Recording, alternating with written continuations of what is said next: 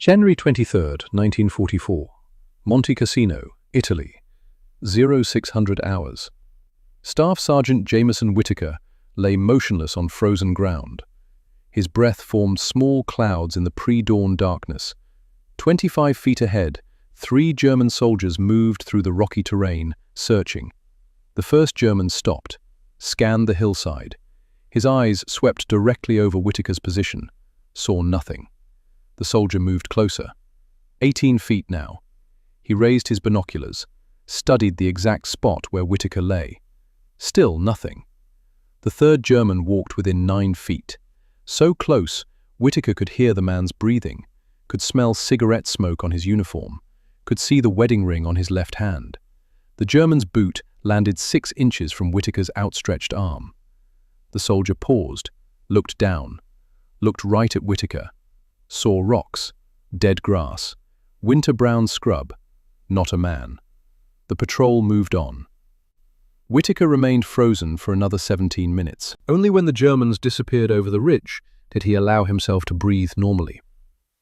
His spotter, Private First Class Callum McBride, whispered from 3 feet away.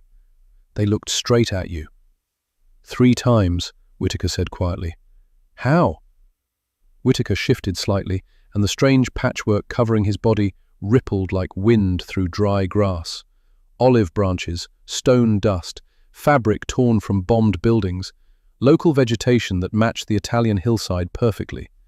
"Because I'm wearing something the US Army forbid me to wear." This wasn't regulation equipment, this was contraband, unauthorized modification of standard military issue, direct violation of orders that could end his career, could land him in a military prison. But in the next 72 hours, this forbidden camouflage would help Whittaker erase 19 German mortar positions from the mountainside, would save an estimated 600 American lives, would change US military doctrine forever. The real story isn't the kills. It's how a Wisconsin farm boy who never finished 8th grade out-engineered military procurement using garbage and a hunting knife. If you want to understand how American ingenuity turned trash into the deadliest sniper advantage on the Italian front, you're in the right place. But first, you need to know where it started. Havenwood, Wisconsin. Population 847, 23 years earlier. The Whittaker farm sat in a valley where winter came early and stayed late. Dairy cattle, 43 acres, a family of 7 living on what the land provided. Jameson Whittaker was born September 4th, 1920. Middle child, quiet even as a boy, preferred watching to talking, preferred understanding to being understood. His father, Henry Whittaker, had survived the trenches of World War I, came home to Wisconsin with shrapnel still embedded in his left shoulder and memories he never discussed. Henry knew 2 things absolutely: how to work until exhaustion took you and how to hunt. On Jameson's 7th birthday, Henry handed him a Winchester rifle that had belonged to his grandfather. "You're old enough now," Henry said. "Time to learn what this does." They walked into the woods before dawn, snow on the ground, temperature below 0. Father and son moving through timber like shadows. Henry taught him to read tracks, to understand wind, to know which trees deer favored in winter and why, to remain motionless for hours, to become part of the forest rather than an intruder in it. "Deer can smell fear," Henry said. "They can hear your heartbeat if you're not calm. They can see movement you don't even know you're making, so you learn to be still, not just your body, your mind." By age 12, Jameson could shoot a coin tossed 15 feet in the air, could shoulder his rifle, acquire the target mid-flight, fire. The coin would hit the ground with a hole through center. This wasn't showmanship, this was survival mathematics. The Great Depression had arrived like a killing frost. Milk prices collapsed, feed costs rose. The Whittaker family ate based on what Jameson brought home from the forest. A missed shot meant someone went hungry. No margin for error. He never missed. But Jameson's real gift wasn't marksmanship. It was observation. He studied vegetation patterns the way other boys studied baseball statistics. He knew which plants stayed green through Wisconsin winter, which turned brown, which died back completely. He understood how light changed appearance, how shadows worked, how something could be perfectly visible, yet completely unseen. He didn't just hunt deer, he became the forest. Neighbors noticed. That Whitaker boy, they'd say, can hit a deer's eye at 300 yards, can track a wounded buck for 6 miles through snow, can sit in a tree stand for 8 hours without moving. Never bragged about it, just did it. In 1938, Jameson left school after 8th grade, full-time farm work. His father's health was failing. The family needed income. Dreams of finishing high school, maybe college, vanished like breath in cold air. But Sarah Mitchell noticed him anyway. She taught at the one-room schoolhouse where Jameson had studied before leaving. 22 years old, college-educated, everything Jameson wasn't. She asked him to fix the schoolhouse fence one autumn afternoon. He worked in silence. She brought him water. They talked about books she'd read. He listened. Didn't pretend to understand things he didn't. "You're smarter than you think," she told him. "I'm smart enough to know what I don't know," he replied. She smiled. "That's the smartest thing anyone said to me in months." 2 years of quiet courtship, walking together after church, sitting on her porch as evening settled over the valley, making plans they both understood might never happen. When the war came, everything changed. December 7th, 1941.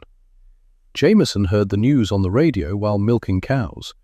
Pearl Harbor attacked, thousands dead, Japanese bombs falling on American sailors trapped in burning ships. He finished the milking in silence, walked to the house, found his father in the kitchen. "I'm enlisting," Jameson said. Henry looked at his son for a long moment. "I know." December 15th, 1941. Jameson walked into the recruiting station in Madison, signed papers, raised his right hand, became property of the United States Army. Sarah came to the bus station when he left. She pressed something into his hand. A handkerchief, white linen with blue embroidery. "Come home to me," the words read. "I will," he promised. He kept that handkerchief in his chest pocket for the next 3 years. Through basic training, through sniper school, through North Africa and Sicily and the mountains of Italy. It would be there on the coldest nights, on the worst days, when he needed to remember why he was fighting. Fort McCoy, Wisconsin. Basic training. Jameson's shooting ability became obvious immediately. On the rifle range, he outshot not only fellow recruits but the instructors. Perfect scores on qualification tests. Consecutive perfect scores. Impossible consistency. Captain John Matthews watched from behind the firing line for 3 days before approaching. "Private Whitaker," Matthews said, "ever considered becoming a sniper?" Jameson looked at the rifle in his hands. "I only know how to hunt deer, sir. Same principle, different target. Deer don't shoot back. That's why we need men who can shoot first." 2 weeks later, Jameson transferred to specialized training at Camp Blanding, Florida. The Army's sniper program was still developing. American forces had entered the war late. The British and Germans had established sniper schools years earlier. The Americans were learning by trial, error, and borrowed doctrine. It was there that Jameson first encountered the Ghillie suit, a Scottish invention, named after the gamekeepers who developed it, designed to turn a man into landscape, to make human beings invisible in natural terrain. The American version used materials and patterns suitable for northern European forests, dense vegetation, dark greens and browns, designed for the woods of France and Germany, where military planners expected American snipers to operate. Sergeant Major William Pierce supervised training, 60 years old, WWII veteran, face like carved granite, voice like gravel in a bucket. "Your rifle and your camouflage are not suggestions," Pierce barked during inspection. "They are regulations, issued to every sniper in the US Army for one reason. They work. Standardization keeps us professional, keeps us alive. Innovation gets people killed." Jameson accepted this. He excelled in marksmanship, passed every field test. But privately, he disagreed with Pierce's fundamental premise. As a hunter, he knew camouflage had to match environment perfectly. What worked in Wisconsin timber would fail in Kansas grassland. What succeeded in summer failed in winter. Standard issue couldn't possibly work everywhere. But he was a soldier now, Soldiers followed orders. At Camp Blanding, Jameson met Callum McBride, 20 years old, Pennsylvania coal miner's son, Irish-Scottish heritage going back 5 generations, red hair, freckles, never stopped talking. Complete opposite of Jameson in every way. They became inseparable. Cal was assigned as Jameson's spotter, the man with binoculars who called wind, identified targets, confirmed kills. The partnership required absolute trust. Your spotter saw what you couldn't, protected you when you were focused through a scope, kept you alive. "You're quiet," Cal said, after their first training exercise. "You talk enough for both of us," Jameson replied. Cal grinned. "We'll get along fine." August 1942. Training complete. Jameson graduated with honors, assigned to the 1st Infantry Division, the Big Red One of the most storied units in the American military. His fellow soldiers viewed him with mixture of curiosity and suspicion. Snipers often faced distrust from regular infantry. Distance killing seemed less honorable than facing the enemy directly. Jameson's quiet nature didn't help, earned him the nickname Ghost. Whether this referred to his pale complexion, his silent movement, or his seeming detachment remained unclear. One soldier wrote home, "Whitaker doesn't talk much, but when we're pinned down by machine guns, everybody suddenly wants to be his best friend." November 1942. Operation Torch. Allied invasion of North Africa. Jameson's first combat. The desert presented immediate problems. Standard-issue ghillie suits were designed for European forests, dense greens and browns. In the sparse vegetation and light-colored sand of North Africa, they were worse than useless. They made snipers more visible, not less. Jameson watched 2 snipers from another company die in the first week. Both spotted easily.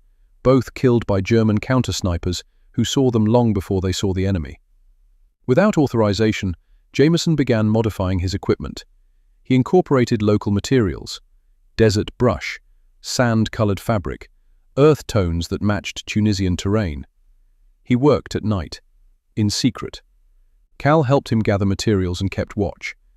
"Pierce would have your head if he knew," Cal whispered one evening. "Pierce is in Florida," Jameson replied. "I'm in Tunisia. Different problems require different solutions."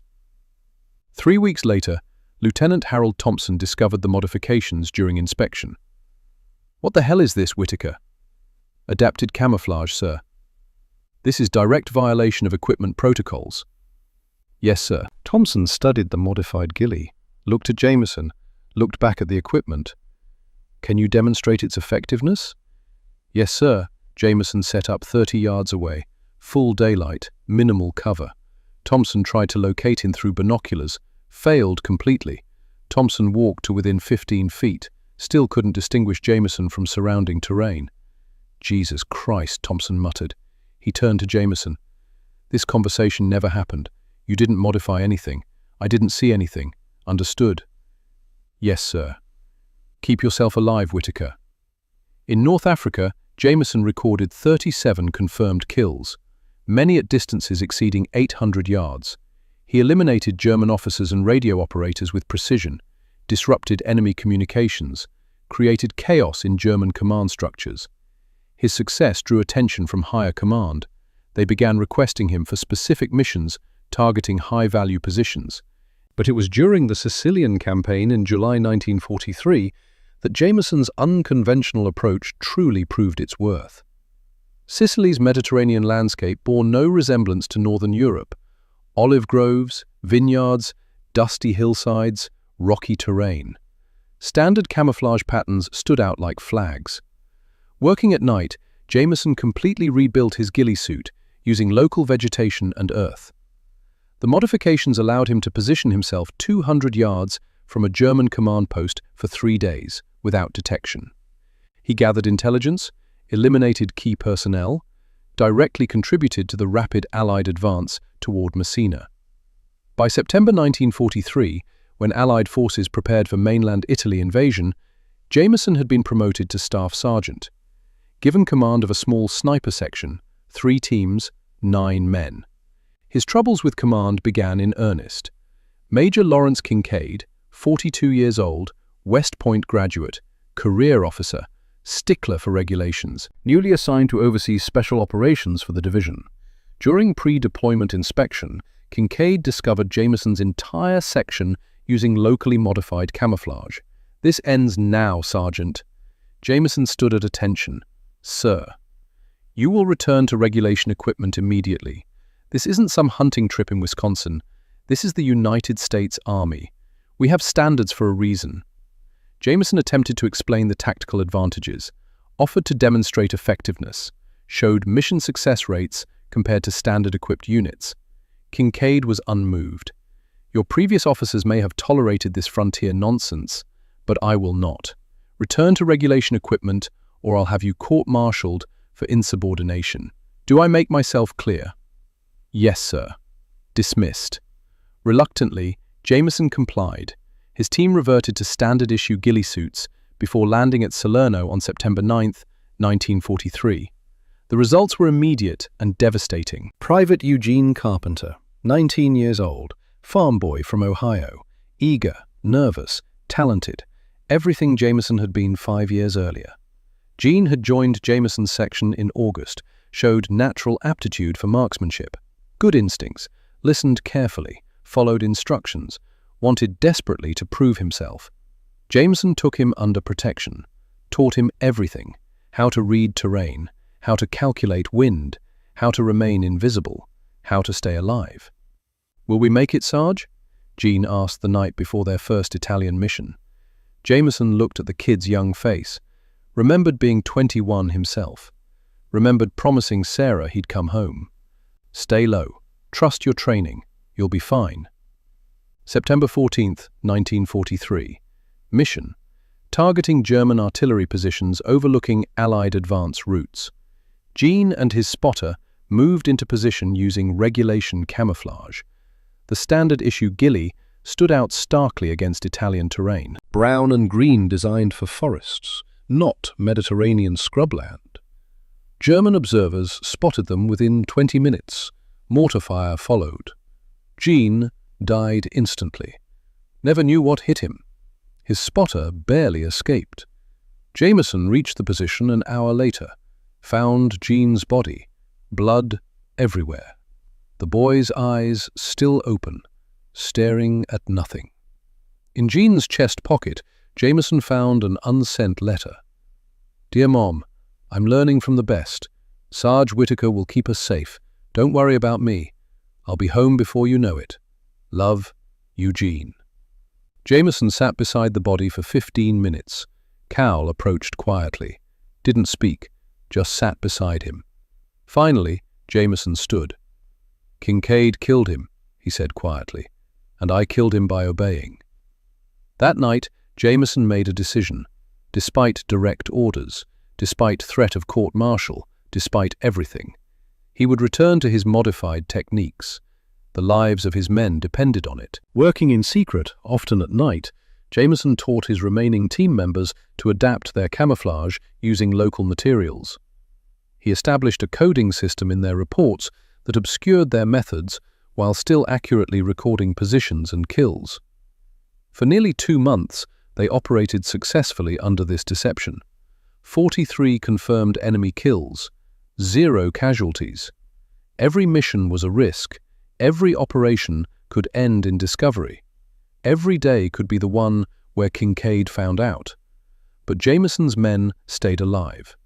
Gene Carpenter didn't, and that made the risk worthwhile. January 15, 1944.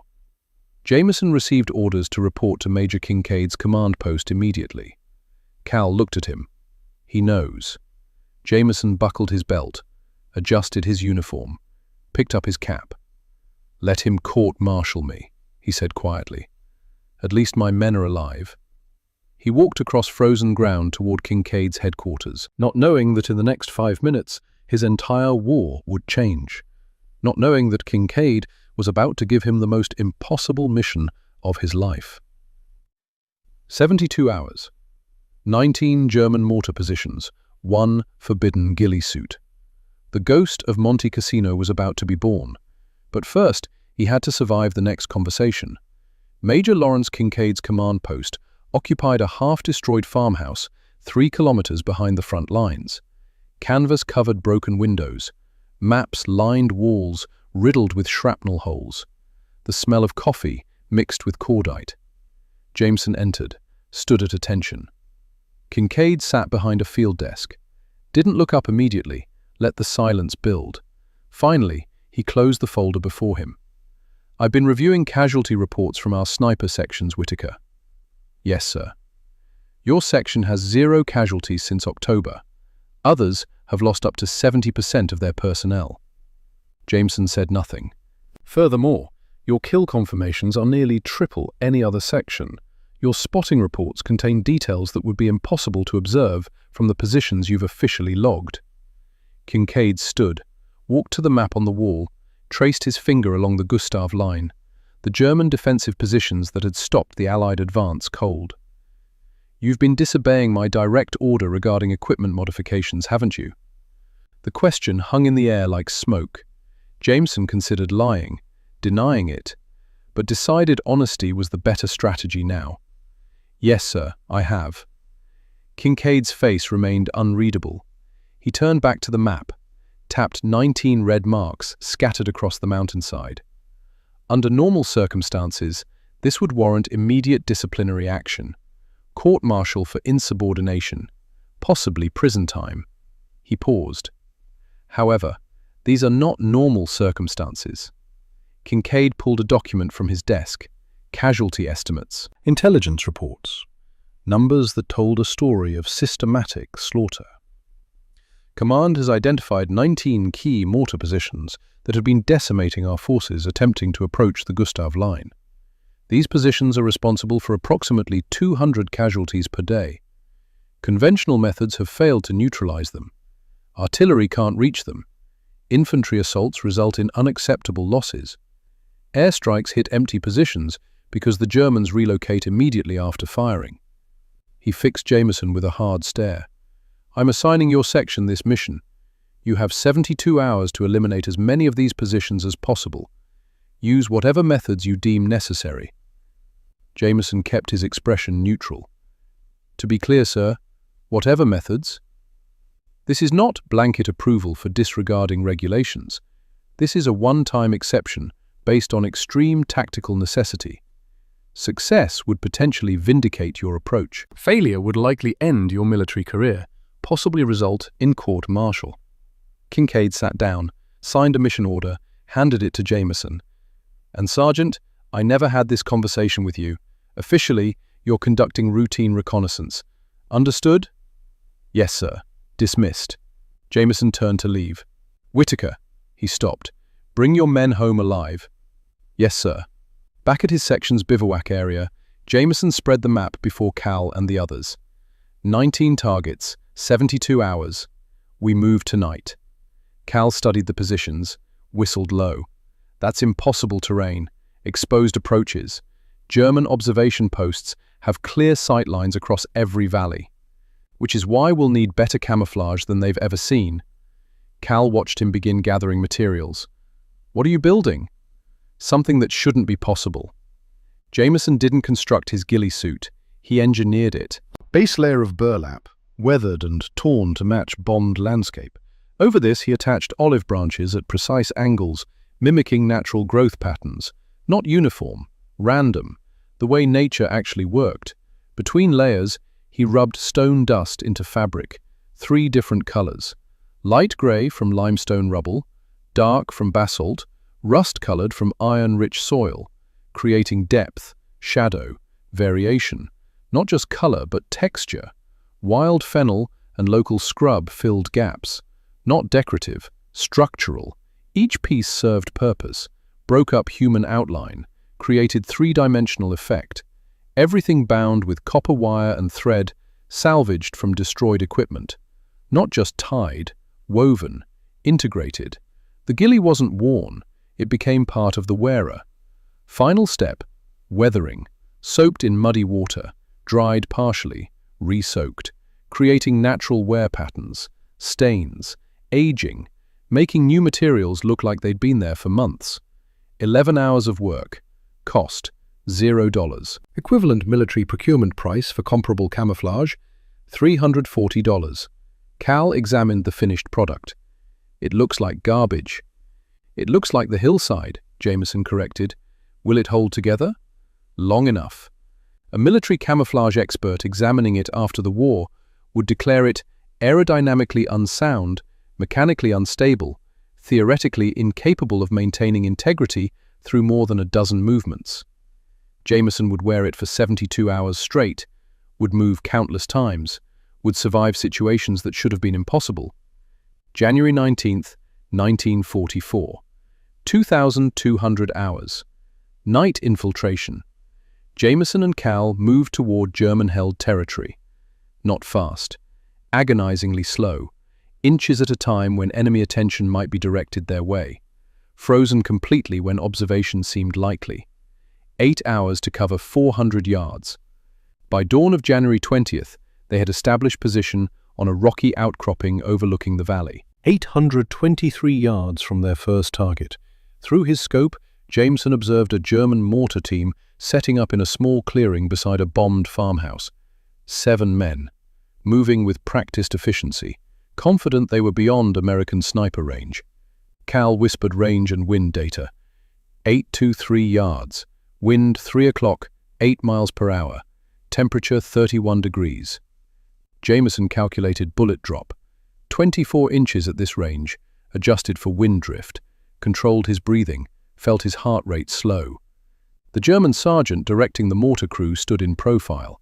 Perfect target. The Springfield recoiled against Jameson's shoulder. Through the scope, still trained on target, he watched the sergeant drop, chambered another round. The assistant gunner turned to see what happened. Second shot, center mass. The remaining Germans scattered toward cover, undisciplined, panicked. Jameson tracked the most dangerous one. The man had been loading shells. He dove behind a low wall. Amateur mistake. Jameson had already calculated the likely path. When the German raised his head to look over the wall, the third bullet ended any further threat. 3 down, Cal noted in his waterproof notebook. 0647 hours. Target Alpha 1 neutralized. They remained in position all day. German patrols searched for the sniper, passed within 30 yards of their location, looked directly at them multiple times, saw rocks, dead vegetation, winter-brown scrubland, not 2 American soldiers. Jameson's ghillie wasn't camouflage, it was environmental mimicry. He hadn't just matched the landscape, he'd become it. Late afternoon, 600 yards, second target, 3-man mortar team attempting to set up under cover of approaching dusk. Jameson eliminated all 3 with 3 precisely placed shots. 8 seconds total, 2 positions neutralized, 5 confirmed kills. Day 1. As darkness fell, they carefully relocated to new position. The night was bitterly cold. Temperatures dropped below freezing. Neither man dared light even the smallest fire. They shared a canteen of water and K-ration biscuits. Eating slowly, any noticeable movement could give away their position. "You know what I miss right now?" Cal whispered during their midnight position change.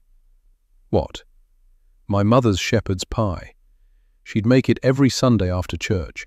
Potatoes crispy on top, lamb and vegetables underneath. Served it so hot you'd burn your mouth." Jameson smiled slightly beneath his camouflage. "For me, it's my dad's venison stew. Nothing better after a day of hunting in Wisconsin winter. He'd cook it all day, meat so tender it fell apart, carrots and potatoes from the root cellar." These small human connections helped combat the isolation and tension. Both men knew they were deep behind enemy lines, no immediate support available if discovered. Their lives depended entirely on skill, discipline, and Jameson's controversial camouflage techniques. January 21st. Morning brought heavy fog, visibility under 200 yards for most soldiers, but Jameson's scope, assembled from scavenged German optics, gathered more light than standard American equipment. In the dim fog, he could see clearly at 500 yards. German soldiers, believing weather had grounded snipers, moved more freely. Fatal mistake. 4 mortar teams eliminated before noon. The Germans died silently. No muzzle flash visible in fog, no sound of shots reaching them before bullets arrived. Just sudden death from an invisible enemy. A German report captured weeks later described it. Soldaten sterben von Geistern. Soldiers dying from ghosts. 11 confirmed kills, 7 positions neutralized.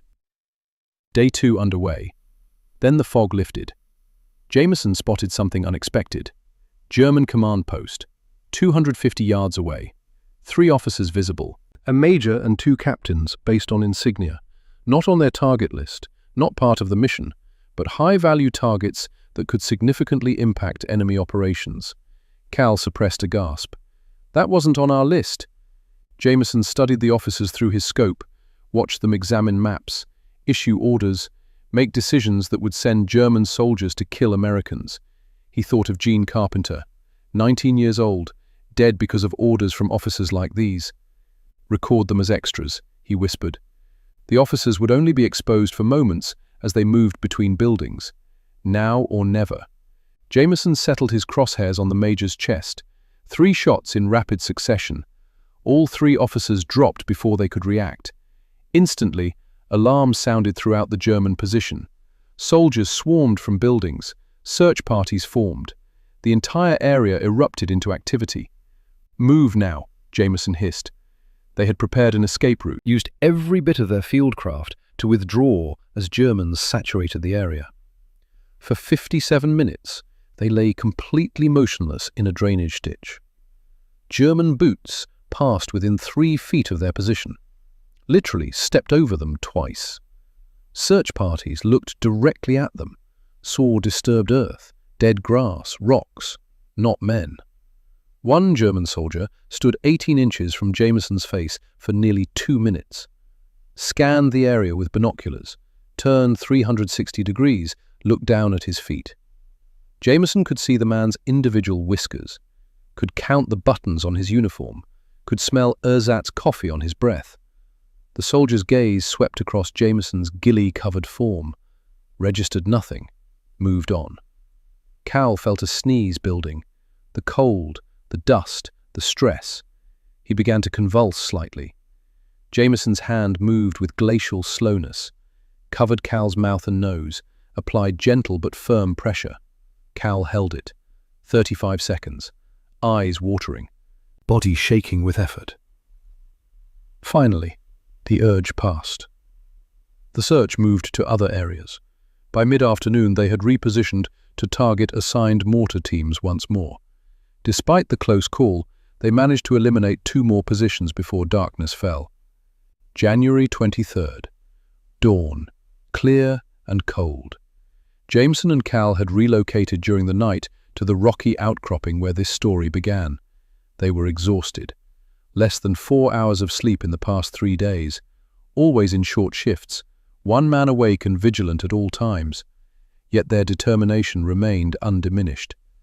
Through his scope, Jameson spotted the 16th Mortar Team setting up on a reverse slope, position invisible from conventional Allied observation posts.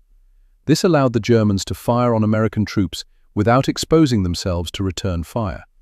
Except from Jameson's precisely chosen vantage point. 3 shots eliminated the threat. Morning stretched into afternoon. They systematically located and neutralized 3 more mortar teams, bringing their total to 19, exactly the number assigned. Cal checked his notebook. That's the last one on our list. But Jameson remained focused on the terrain below. Wait, movement at grid reference Echo 47. Through his scope, he observed what appeared to be an artillery-forward observer team, setting up to direct fire onto Allied positions. Not a mortar team, but its elimination would be equally valuable. Cal's hand cramped suddenly. The cold, the constant tension, 3 days of gripping binoculars. "I can't hold steady," he said quietly. Jameson prepared to take the shot himself, but his own right hand began trembling. Fatigue, cold injury. 72 hours of stress taking their toll. "Cal, can you shoot?" Cal looked at him. They'd been together 2 years, through North Africa, Sicily, Italy. Cal had spotted for hundreds of kills, but never pulled a trigger in combat himself. Range? 680 yards. Cal moved behind the rifle, settled into position, everything Jameson had taught him: breath control, trigger discipline, mental stillness. Wind? 4 o'clock, 6 miles per hour. Cal made the adjustment, found his target, squeezed. The German observer dropped. Cal chambered another round, found the second man, fired, down. Third shot, third kill. Clean, Jameson said quietly. You taught me well, Cal replied. As darkness fell, they began their careful withdrawal to Allied lines. The mission was accomplished. All 19 assigned mortar positions neutralized, plus bonus targets. 22 positions total, 47 confirmed kills. But the most remarkable aspect wasn't the effectiveness. It was that they'd operated for 3 days behind enemy lines without detection. Jameson's forbidden ghillie suit had proven its worth beyond any doubt. The return journey took 5 hours, navigating through active German patrol areas, crossing exposed terrain under intermittent illumination flares, finally approaching American lines without being mistaken for enemy infiltrators. They had established a recognition protocol before departure: 3 short flashes, 1 long, specific intervals. Both men knew nervous sentries sometimes shot first and verified identities later. After the third signal, an American voice called from the darkness: "Advance and be recognized." Whitaker and McBride, sniper section, returning from authorized reconnaissance. Come through slow, hands visible. They crossed into American lines near midnight, were quickly ushered to a command post where Major Kincaid awaited their report.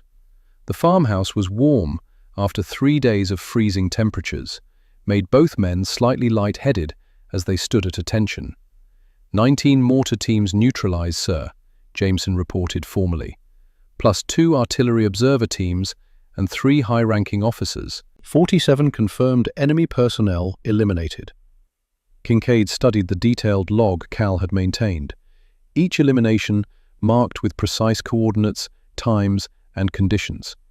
His expression remained inscrutable, but the tension in his shoulders visibly eased. Confirmed kills? 47, sir. 23 mortar operators, 14 ammunition bearers, 7 officers, 3 artillery observers. Kincaid closed the logbook, finally looked directly at Jameson. That's more than twice what I expected, Sergeant. He paused, seemed to wrestle with something internally. The division commander will want a full briefing tomorrow at 0800. I suggest you both get some rest. As they turned to leave, Kincaid added something unexpected. And Sergeant Whitaker, your equipment modifications. I want complete documentation, materials and techniques. Written report on my desk by tomorrow afternoon. It wasn't exactly approval, but it wasn't a court-martial either. Word of their success spread quickly through Allied lines. By morning, the impact of their mission was becoming apparent. German mortar fire across their sector had decreased by an estimated 70%. Allied units were advancing, securing positions that had previously been untenable. And somewhere in the ruins of Monte Cassino, German soldiers were whispering about ghosts. American ghosts who killed from impossible distances, who appeared from nowhere, who vanished like smoke. The ghost of Monte Cassino had earned his name, but the real story was just beginning. January 24th, 1944, 0800 hours. The division briefing room was packed. Major General Clayton Williams sat at the head of a field table. Colonels and intelligence officers crowded around maps of the Gustav Line. Red marks indicated German positions. Blue marks showed Allied advances over the past 24 hours. More blue than red now. Jameson stood at ease before them. Not at attention, Williams had insisted. This isn't a formal report, Sergeant. This is a conversation. Williams gestured to the maps. Walk me through it. How did you remain undetected for 72 hours in terrain that's claimed the lives of our best reconnaissance teams? Jameson explained his modifications. Not boasting, just facts. Native vegetation selected for specific elevation. Stone dust from 3 different sources creating depth and shadow. Weathering process that made new materials look months old. Movement techniques adapted from deer hunting. Never skyline yourself. move only when background noise covers sound, freeze completely rather than hide when observed. One colonel frowned, but regulations specifically prohibit these modifications. Williams silenced him with a glance. Regulations are written by men who've never laid within 200 yards of an enemy patrol for 6 hours without moving, Colonel. The room fell quiet. Williams turned back to Jameson. The impact of your operation is already measurable. German mortar fire across this sector is down 70%. We've secured 3 key positions that were previously impossible to hold. He paused. Let that settle. Intelligence estimates your actions directly saved between 400 and 600 American lives. The weight of that number hung in the air. By afternoon, Jameson found himself conducting an impromptu training session for other sniper teams, demonstrating his camouflage techniques using local materials gathered from around the command post. His methods, once grounds for potential court-martial, were now being officially documented for wider implementation. Lieutenant Colonel James Forrester, the division's chief intelligence officer, observed the demonstration with particular interest. The Germans have been conducting intensive searches for sniper teams since your operation began, he told Jameson. They found nothing. Empty positions. Whatever you're doing works better than anything we've seen before. February 1944. General Mark Clark, commander of the 5th Army, personally visited the division. The ceremony was brief, military, efficient, but the words carried weight. Your actions directly enabled our breakthrough at 3 key points along the Gustav Line, Clark said as he pinned the silver star to Jameson's uniform. Cal received the bronze star, stood beside Jameson, brothers in everything but blood. More significantly, Jameson was asked to develop a formal training program, incorporating his camouflage techniques throughout sniper units in the Italian theater.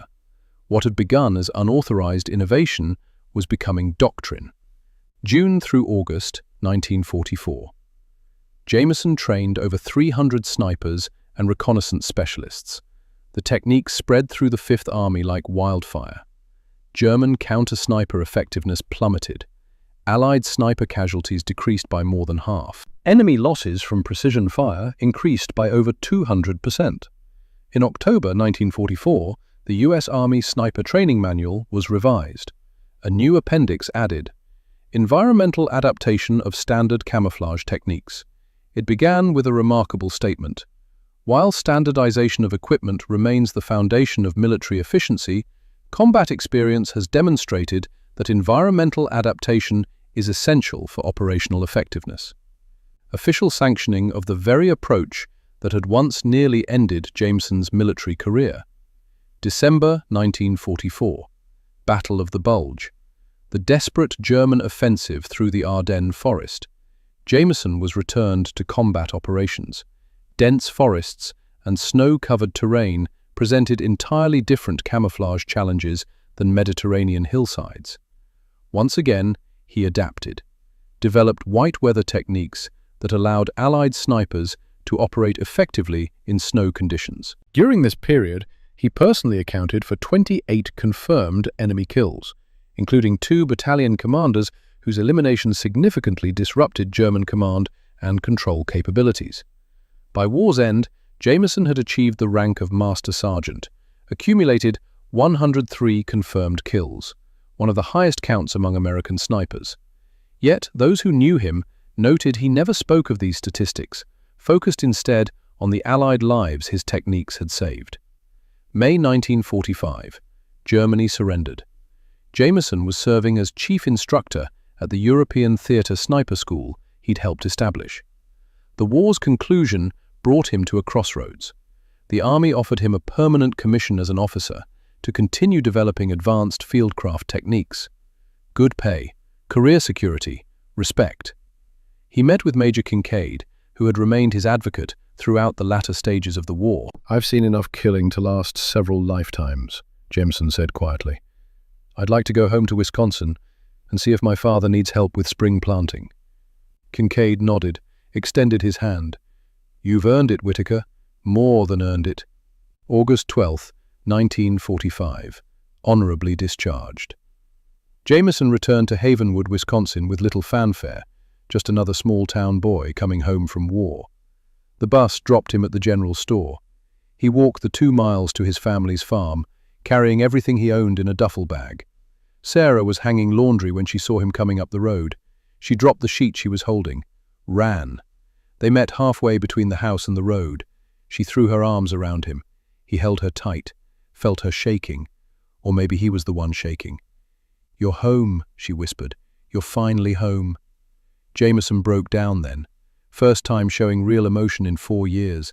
The weight of everything he'd carried, everything he'd done, everything he'd seen. Gene Carpenter's blood on his hands. 103 men he'd killed. Faces he saw when he closed his eyes. "I did things," he managed. "Terrible things." Sarah pulled back, looked at his face, saw the haunted look that hadn't been there before. "You did what you had to. You're still my Jamie, still the boy I fell in love with." But they both knew that wasn't entirely true. The nightmares came regularly. Gene's death, German soldiers he'd killed, the young one eating bread and laughing before Jameson shot him, the wedding ring on the hand of a man who'd never go home. Loud noises made him flinch. Backfiring trucks, fireworks on the 4th of July, thunder. He couldn't explain the war to anyone. How could civilians understand what it meant to kill a man at 600 yards, to watch through a scope as life left someone's eyes, to know you'd created a widow and made children fatherless? So he stayed quiet, worked the farm, let Sarah's presence ground him. His father's health had deteriorated. Henry Whitaker, who'd taught Jameson to hunt, who'd survived the trenches of World War I, was dying slowly of lung disease, probably from gas exposure in 1918. In 1947, Henry died. Jameson took over the farm, expanded it with his military savings. 43 acres became 90. In 1948, he married Sarah in the same church where they'd both been baptized. Small ceremony, family and close friends, no mention of medals or war. They raised 3 children, 2 boys and a girl. Good kids, none of them ever went to war. Only Jameson's closest friends knew the quiet, hard-working farmer had once been among the most lethal snipers in the European theatre. He didn't talk about it, deflected questions with humble remarks about just doing what needed doing. Life settled into rhythm: spring planting, summer growing, fall harvest, winter planning. Years passed like seasons. 1967, 22 years after war's end. Lieutenant Colonel Callum McBride took leave from his posting at Fort Benning, Georgia, drove to Wisconsin, found Havenwood unchanged, found Jameson working on a tractor in his barn. "Jamie Whitaker," Cal called. "Still the ghost." Jameson looked up, took a moment to recognize the older, grayer version of his friend. Cal McBride. Still can't keep quiet. They embraced, old warriors meeting again after 2 decades. Cal had pursued a military career, now involved with the Army's advanced sniper training program. During a review of historical case studies, he'd realized the Whitaker method was still being taught, but few knew the full story. They sat on Jameson's porch, drank coffee, talked for hours. Cal had brought recording equipment. "The Army needs this documented properly. Your techniques are saving lives, but the next generation needs to understand where they came from." Jameson was reluctant. It was just doing what needed doing. It was more than that. You changed doctrine, changed how we think about adaptation and innovation. Your methods are in the field manual now. Special forces studying adaptive camouflage techniques. NATO allies requested copies. What you built in that foxhole in 1944, it changed everything, permanently. Over the next 3 days, Cal recorded hours of interviews. Jameson finally opened up about Gene Carpenter, about the moral conflicts, about the fear, about lying in that drainage ditch with German boots inches from his face. The resulting monograph became required reading at the Army Sniper School. Adaptive Camouflage, the Whitaker Method, 1972, Fort McCoy, Wisconsin, where Jameson's military service had begun 30 years earlier. The ceremony was larger than he'd wanted. Distinguished Service Cross, the nation's second highest military decoration, in belated recognition of his contributions to Allied victory. General Bruce Palmer, Jr., Deputy Commander of U.S. Army Europe. Read the citation. For exceptional courage in developing innovative field techniques that dramatically reduced Allied casualties while significantly increasing operational effectiveness. But more meaningful to Jameson were the 23 veterans who traveled from across the country, men who believed his innovations had directly contributed to their survival. After the ceremony, an elderly man approached, leaning heavily on a cane, tears in his eyes. "You don't know me, Sergeant, but I was with Charlie Company, 1st Battalion." Jameson shook his hand. "What's your name, soldier?" "Robert Sullivan. We were pinned down for 3 days by those German mortars before you took them out. January 1944. I took shrapnel in both legs." Sullivan gestured to his cane. "Doctors said I'd never walk again. Wanted to show you I proved them wrong. Wanted to thank you for the 60 years of life I've had since then." He paused, voice breaking. "I have 3 children. 7 grandchildren. None of them would exist if you hadn't done what you did." Jameson struggled to speak. "I was just trying to keep my men alive." "You kept all of us alive," Sullivan said. Another veteran stepped forward, Thomas O'Brien, 68 years old. "I was Eugene Carpenter's replacement," he said quietly. Jameson's breath caught. "You trained me personally after Gene died. You told me, 'I lost one Gene, I won't lose another.' You made sure I'd survive." O'Brien pulled out a photo, young man in army uniform. "I named my son Eugene, after Gene. He's a teacher now, has 2 kids of his own." Jameson couldn't hold it anymore, broke down completely. All the grief he'd carried for Gene, for all of them. A third veteran approached, William Bradford, 69. "I wasn't even in your unit, Sergeant. I was 3rd Battalion. But I learned your techniques in May 1944. Those techniques saved me in France, in Belgium, in Germany." Bradford gestured to the other veterans gathered. "There are hundreds of us, thousands, men who learned from you, who lived because of what you taught us." Jameson finally accepted it, the weight he'd carried, the guilt, the question of whether it had been worth it.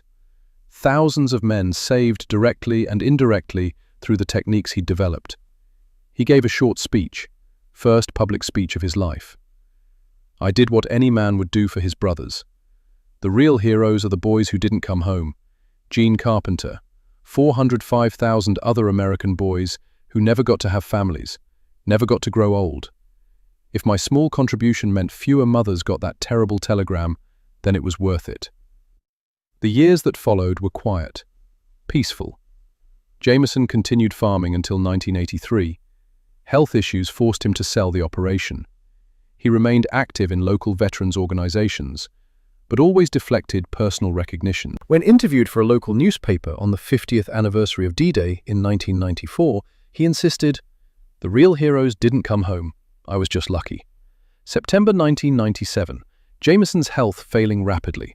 One evening, Sarah sat beside his bed, held his hand, the same hand that had pulled triggers 103 times, the same hand that had held her on their wedding day, the same hand that had raised 3 children. "Jamie," she said softly, "do you have regrets?" He was quiet for a long moment. Then, only one, that Gene Carpenter never got to have what I had. A wife, children, 60 years of ordinary life. "You gave that to 600 other men," Sarah said. "Their wives got to keep their husbands. Their children got to know their fathers. Because of you." Jameson's eyes filled with tears.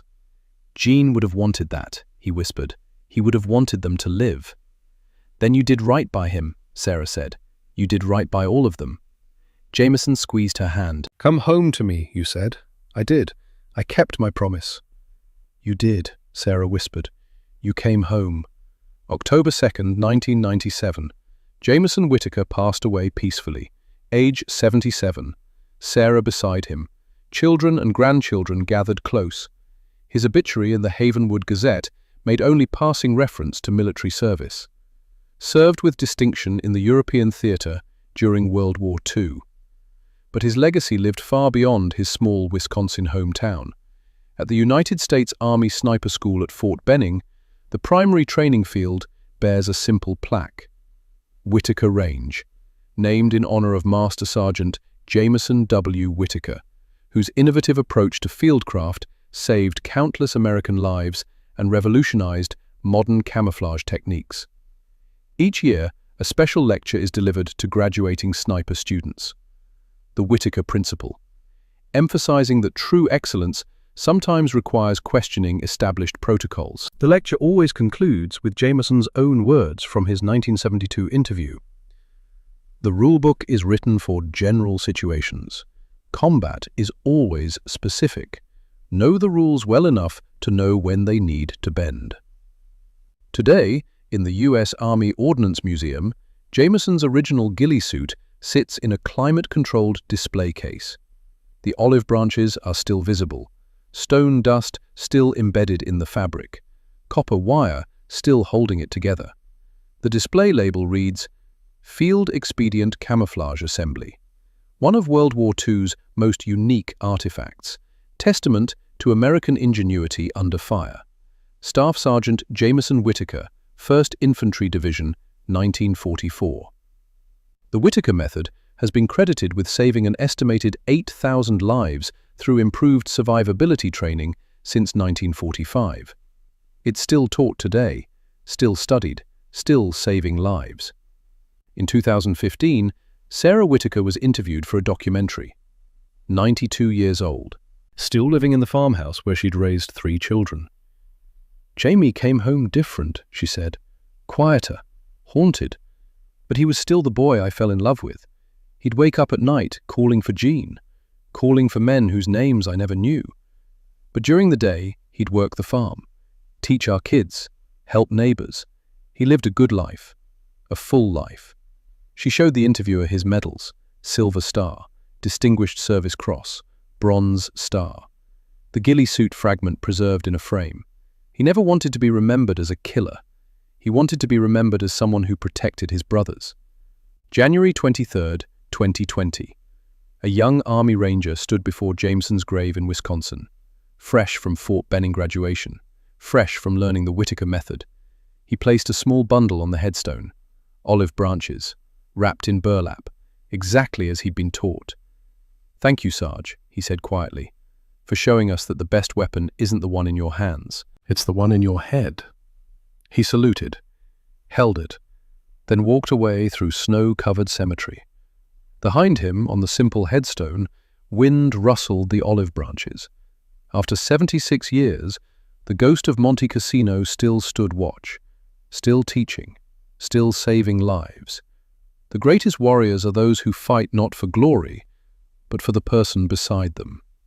Jameson Whitaker proved this on a frozen mountainside in Italy. With garbage, determination, and the refusal to let more boys like Gene Carpenter die needlessly. On January 23, 1944, he became a ghost. On October 2, 1997, he became a legend. But to Sarah, he was always just Jamie, the farm boy who came home, the man who kept his promise, the husband who loved her for 60 years. And in the end, that's what mattered most. Not the 103 kills, not the 8,000 lives saved, not the methods still taught today, but the promise kept. "Come home to me." He did. And that's how the story of the ghost of Monte Cassino ends. Not with gunfire, but with love. Not with war, but with peace. Some stories are too important to remain forgotten. This is one of them.